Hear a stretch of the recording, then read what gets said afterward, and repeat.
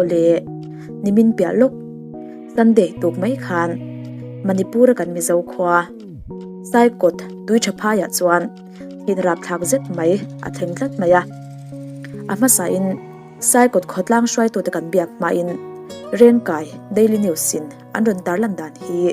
han chiar chuak pasata lokila hirpumin afanu a hlaplum sai kot tui thaphai January ni som paruk kumsang ni som ni pani pathian ni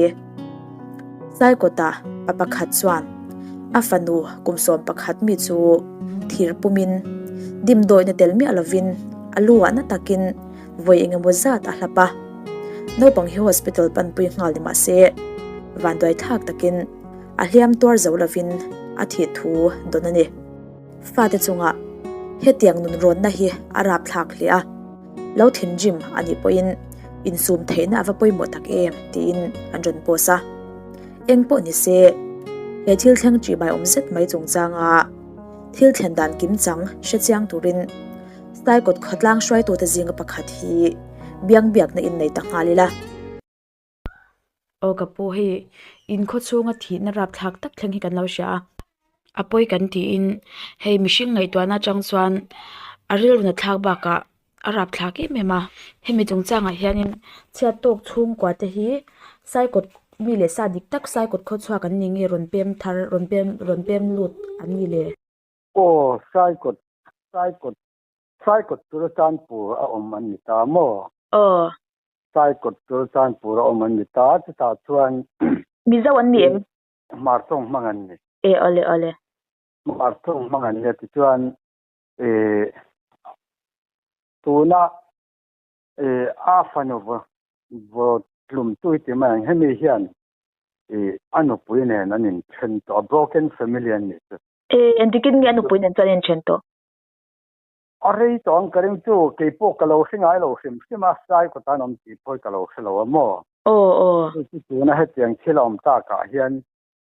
hetiang hen ti ka khebe chawan in chen kum po ka chuang lova ngama se arei karing to anu pui hi hemi sai ko nilovin veng dang khu ta sai da na oman ni ta ma se Manipur thau mo Manipur Sultanpur thau chu chuan anu pui chu Delhi lama a umbo ta pasal ne nang chen ta ka khanin na thokin na mi om na thokin na oma chuan tu na an papa upaber hi pol sombel po pas to ni ome e fine to ni an nei chimshima pa pathuman ne ya a fa upa te pani hi mi pan ya tu na an te dera hi nei chiania chuan a fa upaber chu anu bula chuan del hi a oma chuan an milai le me chenau pang chu apa bula chuan an om alo ni oma chu apa hi zu in thi na nia ta chuan apa hianin afa te chu aduat ema tuna abuak thuma po hi agin na te po a hruaya na tho na te po chang chuan a hruai ni ome mystery ang deuh kut them thiam ne khatia mi hnuai na te po ba thok thina nen tia chu zinga te po hian an uak thina ni ome chung uak na te po chuan a fanu hi hruaya khatianga zu a in na sat a khan zu kha a ngei ta chu a nge tang khan a buai ta ni chu ta chuanin englo tun na ya mo ngai anyang tun na anyang chu khatia an ngei ta ka khanin ke ni pani hi kan fukan chung ko hi min don that vek don chu wang chuan mi ko ta thi ai chuan ke ni hi kan in tha kan englo kan in ti hlum mai tha tiang zong te khan a sei ni omani chuan a them sei dan ve le thonga chuanin a fanu te po kha aron than tum chia tha tum tu te po bul hnai te pon om kha ya chu rin dan mai chuan hetian zu in na sa hianin an hei zon hian zalam dam doi te hen ei thina khang kha alo ei venga chu me ru boy chen yang em ti te ke ma ni ma ngai dan mai chu ne chuan avuak na po hi ei tong khat le kha pang chen vela sei thir steel thir tha bel bol te enia ni khan karen dan chuanin khame afanu tha tum tu te ni a khiat a hmuwa kha an ma ni vuwa angai ngai vuak tu manga ngai na fanu hi a vuwa ni mai omeng u khatiani o heta takhian midang ka bia kwalna po khanan soizela hetia azu safar enge azu chak enge zu ngai thut thok le khata zu ngai thut kha enge abuai lo to karam hwai muang ten a om vak vakan tia kha karam hwai te kha muangin om de rengem tu na hian ama kha zu tu in to lova ni ma sin chuang he tang khan khatia an boi ta ka chuan kham nei chu ngei na lam dam doi al zelam te alo tin yang em ka ti thun ya mo ani lo pon chu ngei re reng hianin ti zuan han ngei chuan ram huai ten mu chen hi khatiang deuh khan zu chu a in lovani tu to na a tha tom lai hian ni ma a tha lai hian ni ma chuan ti khan ram huai ti la kan enge ni do na mit vai khan khatiang khan a mu te amang ai to ana tang khan a kal sual ta ma afanu tha tum tu te ni a buwa kha vuak tum hian afanu hi te na vota zo ka nem ti te po kha ngai dan pakhata chen kan nei mai chu ai to na thil engma yang kuang takin kan na khelo ne ma sia afanu he tia ama na huwa ta wanga thatlam khan lo kem sima amar je ru boya wangin ru boy han te chu to na azu han nei ta ka khan ani tak chu lo ngai thut le zu ngai thut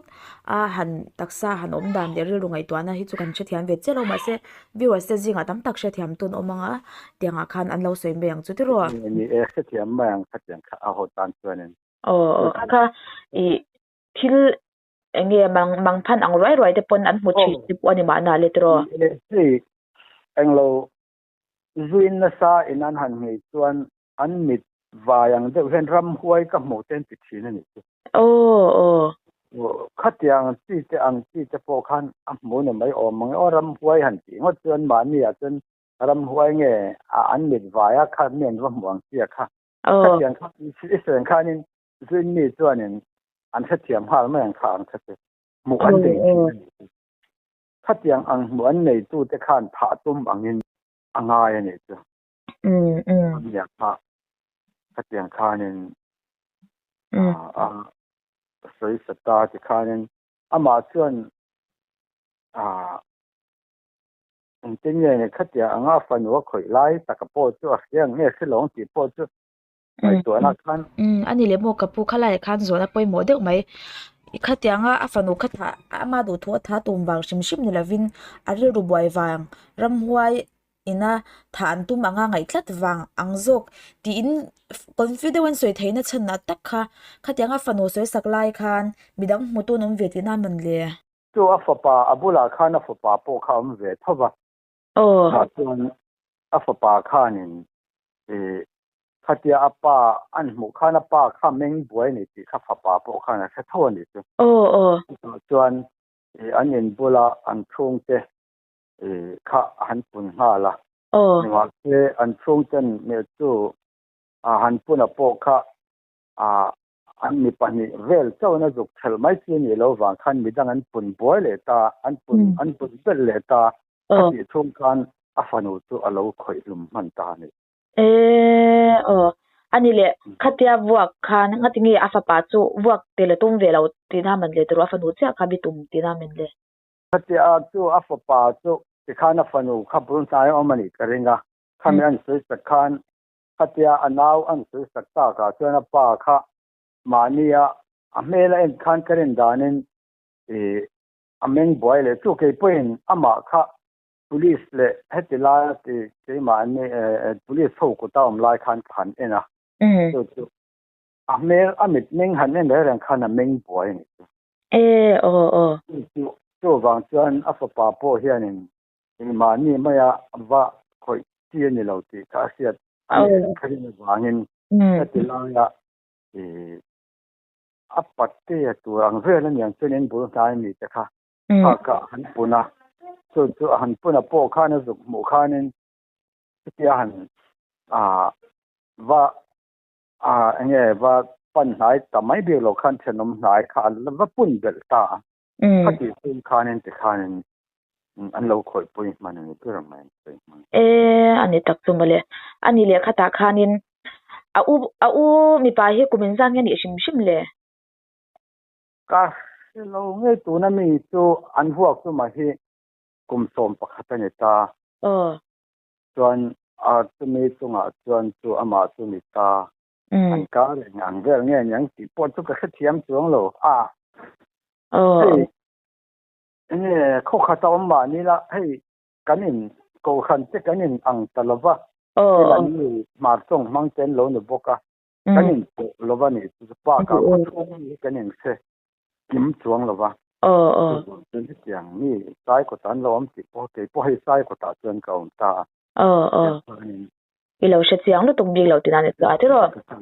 veng khat kan ne na chu ni hi i kanin khato lo ni chu ve apui ve thokhat ti na mane sai ko thi shim in zan ni om shim le in chuanin in zasari vel bol kan yang ne ma se ei sultan pu kan ti hen ai zo lang kha ni ta mo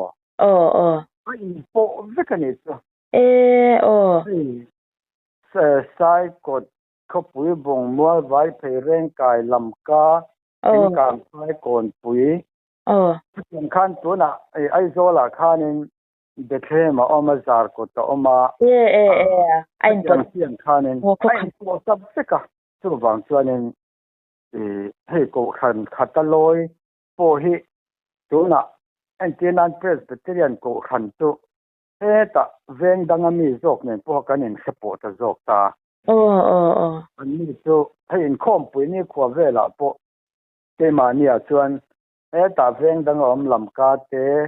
kon pui kan ti ha thal ang tho ne ha kanin sasia ta zok ka an ni Evangelical Sisters of India an ni ta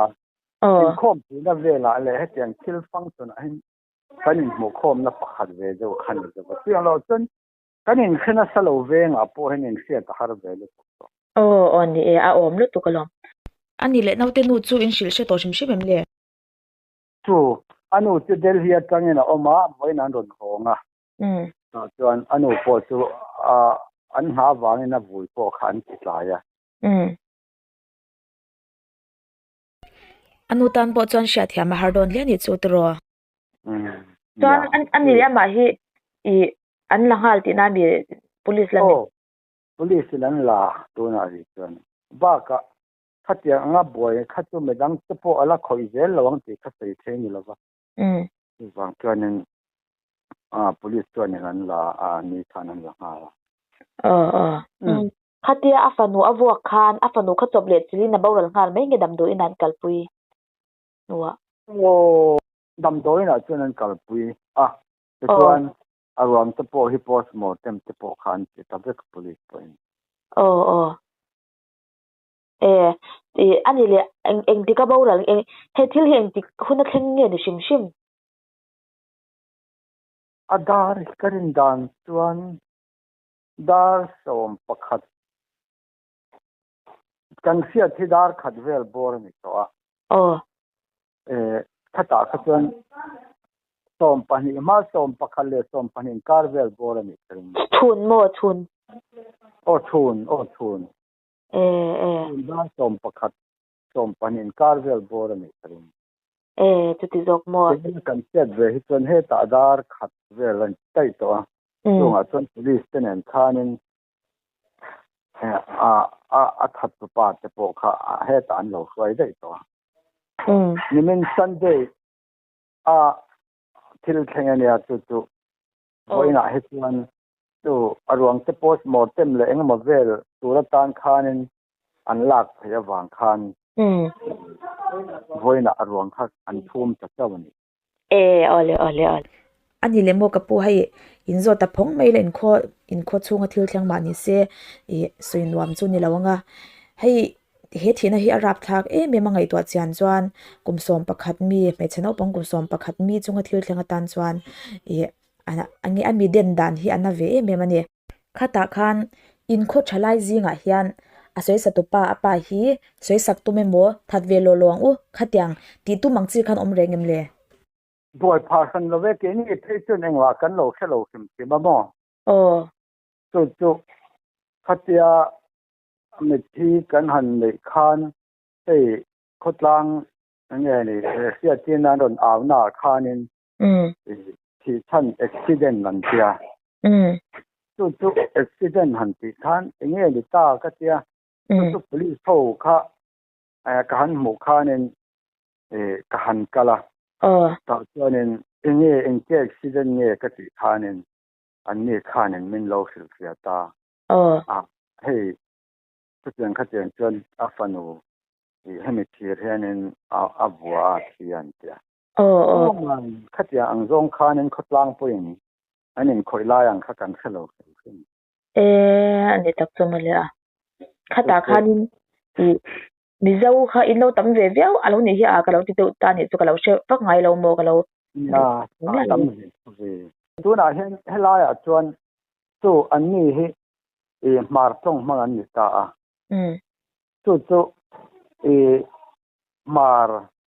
mar community hi asangin pol khangin anom ta a chuan mizo community hi tuna mizo people convention kan ti kha ami akhangin kanin lom khom ta mizo tong mangbi ka kha mar tong mangbi ka hi chu mar in puyan te tu me chuan a khwai ta a chuan hei pai te kan ti teng te hi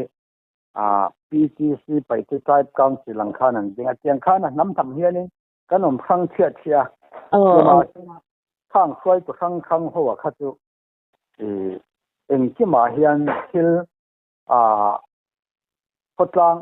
khotlang ti chu engamo buai har sabjela poni se khwai ti te he kanin hian in po takin thu kan soi howa ro thai kan siam zela aro puilo tuk chu tianga zonun ze moi chu in la thom nung ve zel ani de tu atro chuan cheni hi mizoram awang te po hianga kan unau ku ki kan ti te mar te pai te zo tha do khatyang sang ho po khanin cheni amizo speaking a hi angai pa chan hi kan la chang thei do zela kha tun ma chi bil sung changa te po khanin ke mani helai mizo tong bang te le mizoram sarkar nen khan yang khanin ma te kan han la hawa nen tiang nen helai po ya tiang angin ni kan lo thok ve ni be ma le in thok tha tak zet langsar si lo kan shiat ni si lo in thai pato pin lo chwa china in thamwan pui om tak zet zet ani engpo ni se he thil thleng chung changa kher hi chuan rui the thil te ngai lo on shiat eng ma la nei lo tan chuan an dem waka an comment zui wak hi thil ti chi ni in ka shelawa chuwangin viewers te zinga hetianga rui hlavin alo ti buai ve chin voile khata ngai thut hian hetianga ril rubai hian aum thei rengem ti chu khongai in ton shiat nei to te khan in lo comment zui don ya